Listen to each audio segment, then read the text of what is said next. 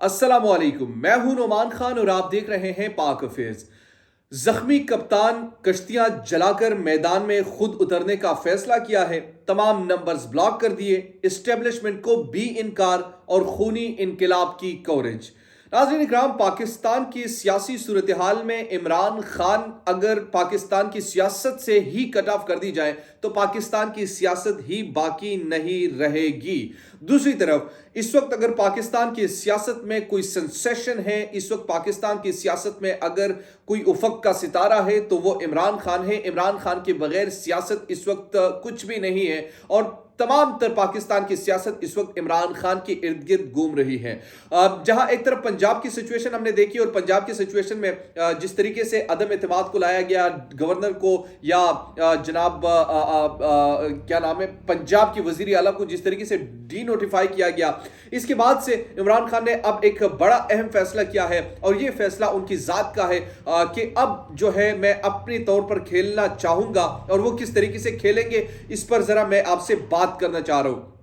इमरान खान जो है अब उन्होंने ये डायरेक्टिव्स दे दी हैं, यानी इनको ये अहकामात जारी कर दिए पंजाब वालों को कि 11 जनवरी से पहले पंजाब में अदम एतमाद का वोट लेना है या एतमाद का वोट लेना है कि परवेज इलाही के साथ तमाम लोग खड़े हैं। सबसे पहले वो एतमाद का वोट लेंगे, लेकिन ये इंपॉर्टेंट क्वेश्चन है कि एतमाद के वोट के बाद वो क्या करेंगे, ये बड़ा इंपॉर्टेंट है। यानी साबिक वजीर आजम इमरान खान ने कहा कि 11 जनवरी से पहले पंजाब में एतमाद का वोट लेंगे।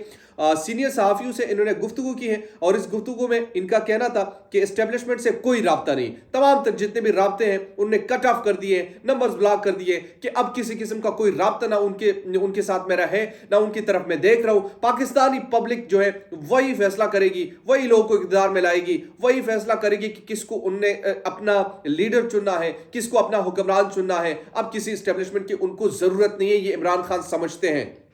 उन्होंने कहा कि लगता है अप्रैल में इलेक्शन होने जा रहे हैं और ये बड़ी इंपॉर्टेंट चीज है कि उनको ये लग रहा है कि अप्रैल मई में ये इलेक्शंस होंगे, जनरल इलेक्शंस की वो बात कर रहे हैं। जब 2 असेंबलियां टूटेंगी तो इंतखाबात करवाना पड़ेंगे। असेंबलियां तहलील होने के बाद इलेक्शन ताखीर का शिकार होने हुए तो हमें फिर भी फर्क नहीं पड़ता।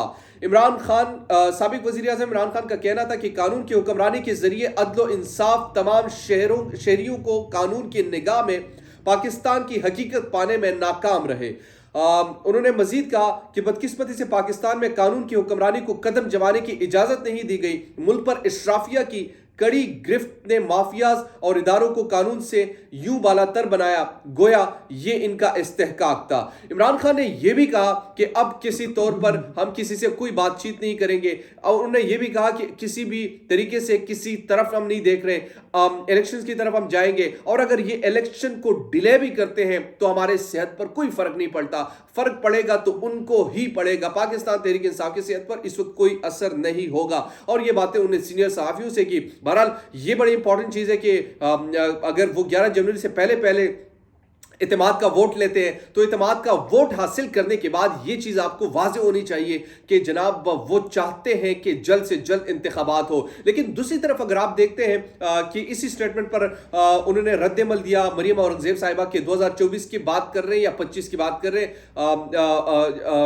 क्योंकि इमरान खान ने पहले ये स्टेटमेंट दिया कि अप्रैल में इंतखाबात हो सकते हैं। इस पर मरियम औरंगजेब ने कहा कि 2024 या 2025 में, तो इट्स मीन कि वो इंतखाबात से भाग रहे हैं, वो अवामी राय से भाग रहे हैं, वो अवाम को तस्लीम नहीं करते। उनको पता है कि अगर एक मरतबा फिर से इलेक्शंस हो गए तो वो इक़्तिदार में आ जाएगा और उनका मोमेंटम साफ तौर पर नजर आ रहा है।